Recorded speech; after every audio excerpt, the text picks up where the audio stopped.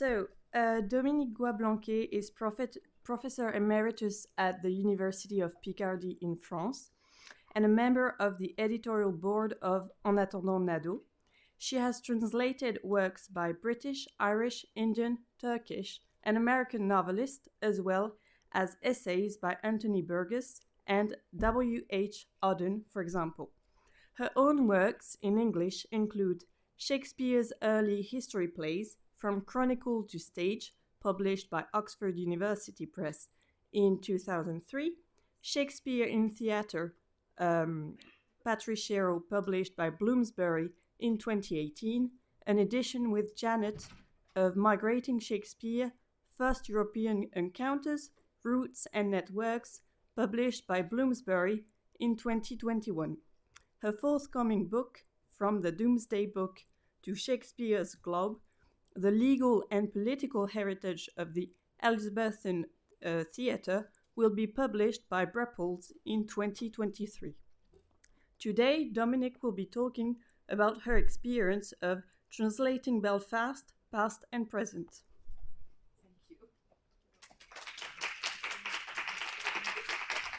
Thank you. Yes, the past of Belfast can be summed up in one word: troubles. They're officially over, or so they say on television when the novel starts, but still weigh heavily on the present, where this heritage interacts with the protagonists' lives. The Fire Starters is very tightly knit.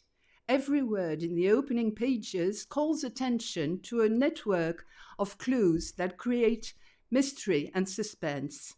Not the fire announced in the title, but water runs through the first chapter: bath, wetness, swimming pools. Why is damp hair not a good sign? The anxiety of the narrator, Jonathan, is audible. I was a drowning man, fears like puddles pooling wildly until I had a lake on my hands. Why on his hands rather than at his feet? I translated by sur les bras to suggest his responsibility is somehow involved. Jonathan looks for clues on the face he is studying.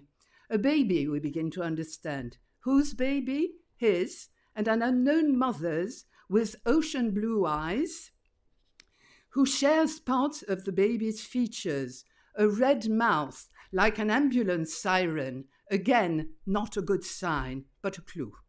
And not a companionable sharing between the parents, but obviously a threat. He must teach the child that water is for drinking and washing, that's all. Remind her over and over again that people cannot swim, and forcibly keep her mouth closed. Chapter 2 begins with another enigmatic statement. This is Belfast. This is not Belfast.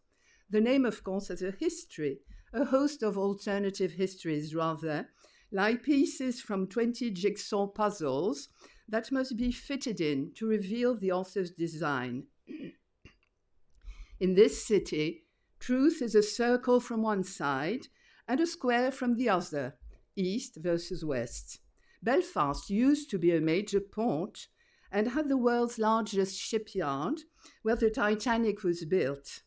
It is never named in the novel, only alluded to as that sunken boat which holds the whole city captive from the ocean floor, and the shipyard has closed down. There are no future boats.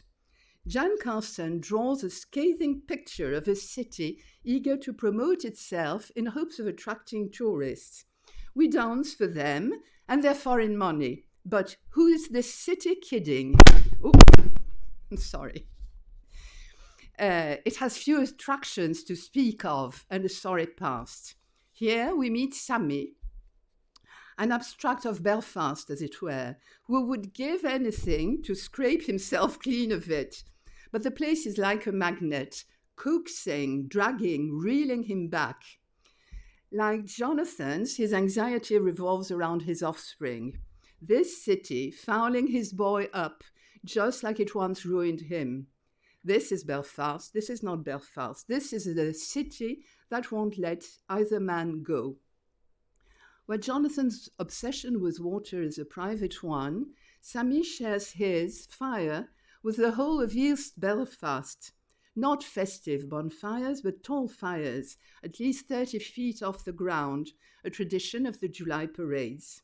Though widely condemned, these illegal fires continue, keeping police and fire brigade busy. The young men and women of Belfast don't want to follow rules or put the safety of others first.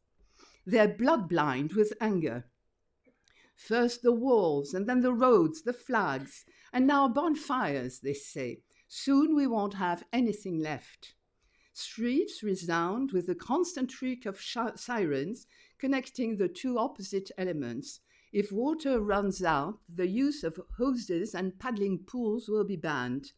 This particular summer, 1982, will be remembered as the summer of the tall fires with a capital S because of its associations with the Troubles.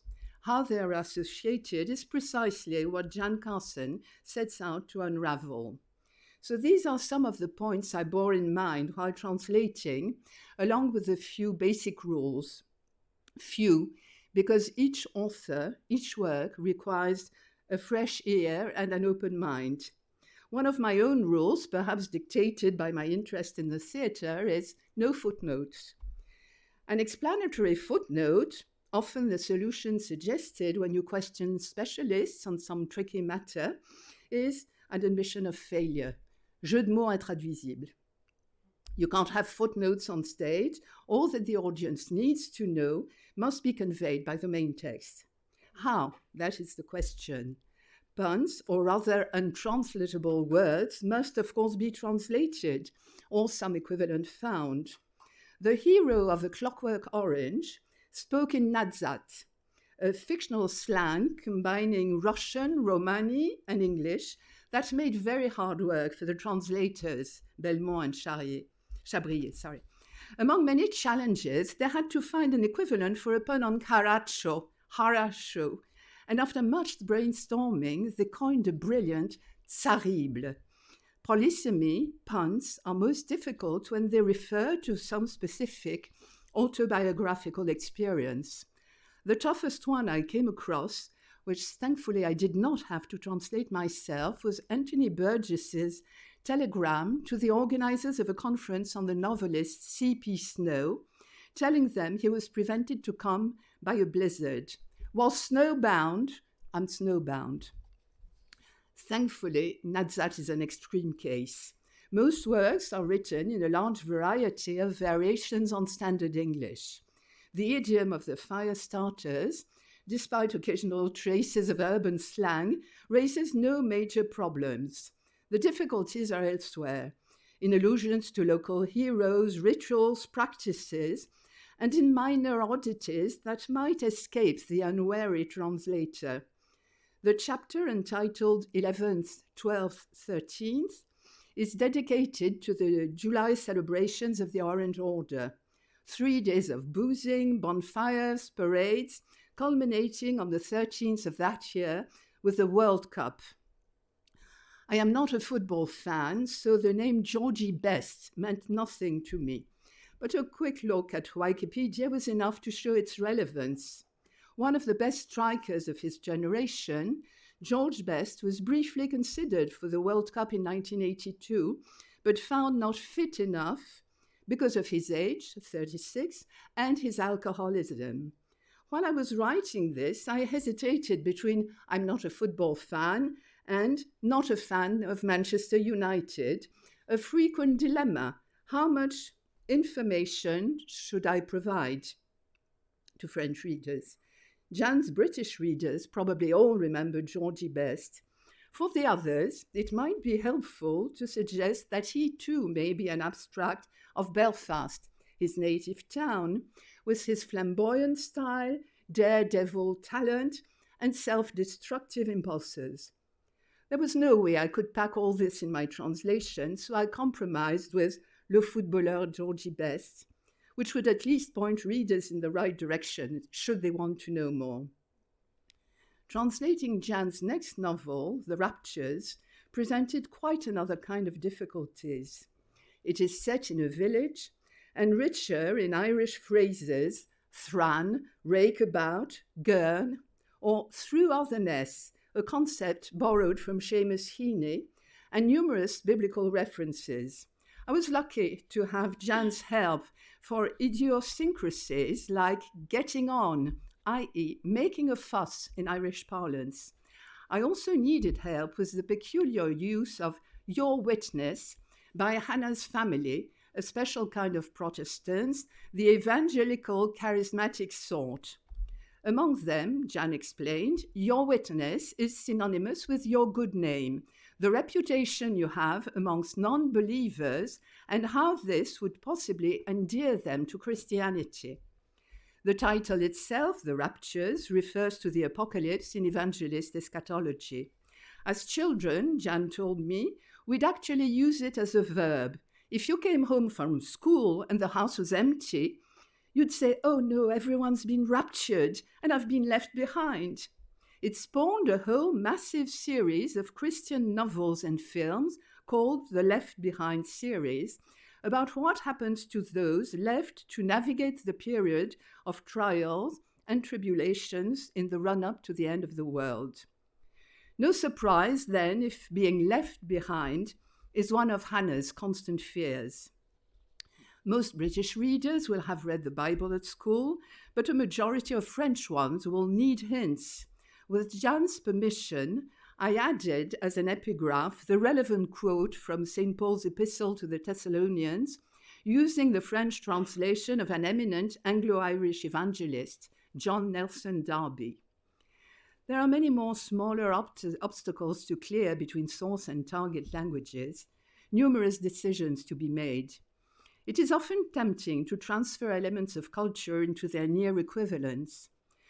Kleenex, Coca-Cola, international commodities have become common names in French, so that's all right. But should Penguin biscuits be turned into Chocobéen or Tesco into Carrefour? Perhaps not. No more than Nelson's column could become Colonne Vendôme, even though both commemorate victories.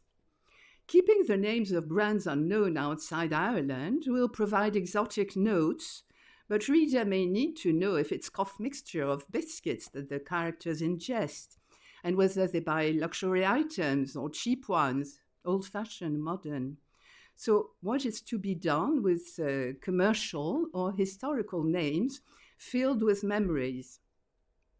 One solution is saupoudrage, alternate original with generic terms, sucrerie, supermarché, monument. There is, again, no general rule. Each case depends on the type of novel, the context, the amount of information that must be shared. The characters of the Raptures qualify every other word with we, which I thought at first to translate by chot, when I realized it would grow tiresome at length, so I stuck to petit and tit. As we often do in oral French, un petit café, une petite promenade. But written French prefers to avoid repetitions, unless rhetorical and deliberate. Madame se meurt, Madame est morte is perfect, beautiful and moving. Dans un mois, dans un an, heart-rending. The umpteen moi président of François Hollande were as many nails planted in the coffin of his opponent, a glaring, quotable call for attention. Otherwise, aimless repetitions had better be replaced by synonyms. Or not. They may not be casual, but leitmotifs skillfully scattered pages apart, like Left Behind, or musical notes echoing through the novel, not to be amended. Every move away from ordinary practice or familiar images in the original must also be attended to. Jan's images are anything but commonplace. The prosy politicians of the Firestarters fold up like seaside deck chairs when required to take action. I like that one very much. Troubles, ordinarily a word for minor inconveniences like overdrawn bank accounts, is a euphemism where something blunt and brutal as apartheid would be more appropriate to its specific Irish experience. Belfast crouches on the edge of the continent like a car park for mainland Europe. Curious stares, poke through a polo shirt like toothpicks. Intrusive and hurtful. Every sensorial experience raises unexpected similes and emotions. What sounds unfamiliar in the original should sound unfamiliar in the translation, with the risk of sounding clumsy, ungrammatical, or mistaken. In Jan Carson's special brand of magic realism, objects take on a life of their own. An electric kettle farts towards climax. Doors slam, open and close sharply, as they tend to do, but what about this? The door is knocked. The door does not open. The door is knocked again. After various attempts, I resorted to La porte prend des coups. High above doors, in levels of uncanny, sirens, invisible twins, extraordinary powers must keep their mystery without causing the rational mind to give up its willing suspension of disbelief. The parents of the unfortunate children may be delusional, but this is no laughing matter. These children do have a special gift that prevents them from leading ordinary lives. The question of transmission is central to the novel.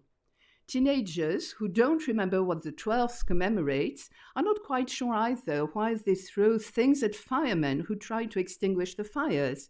But when the bricks are pressed into their hands, they'll draw their arms back and pitch like professionals.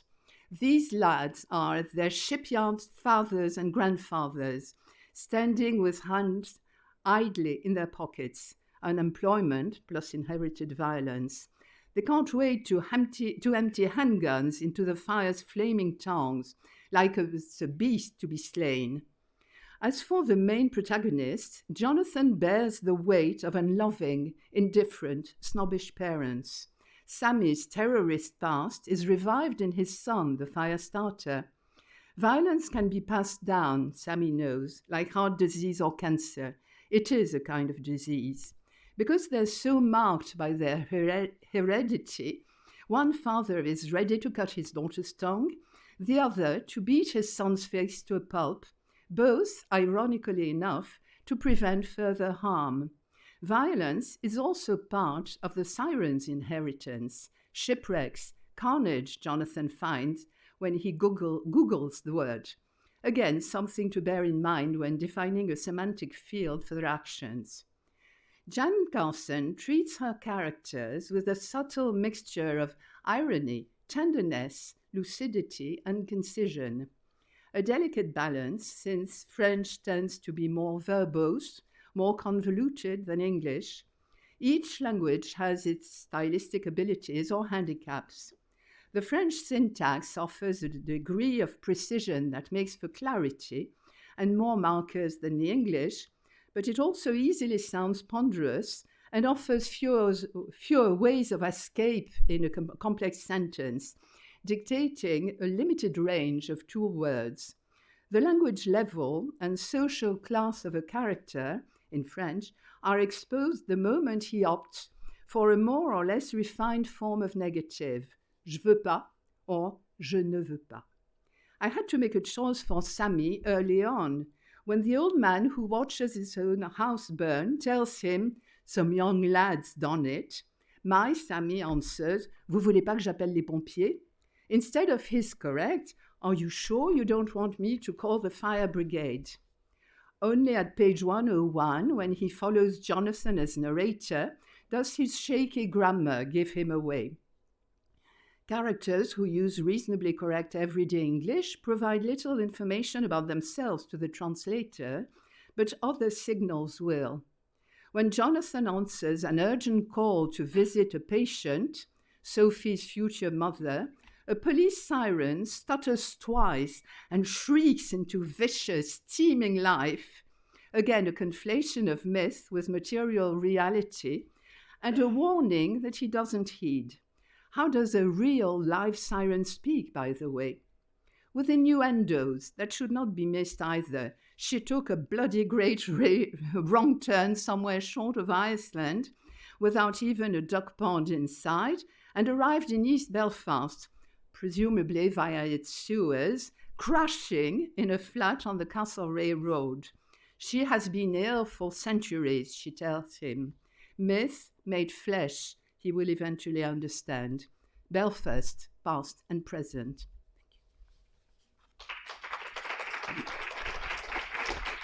Merci.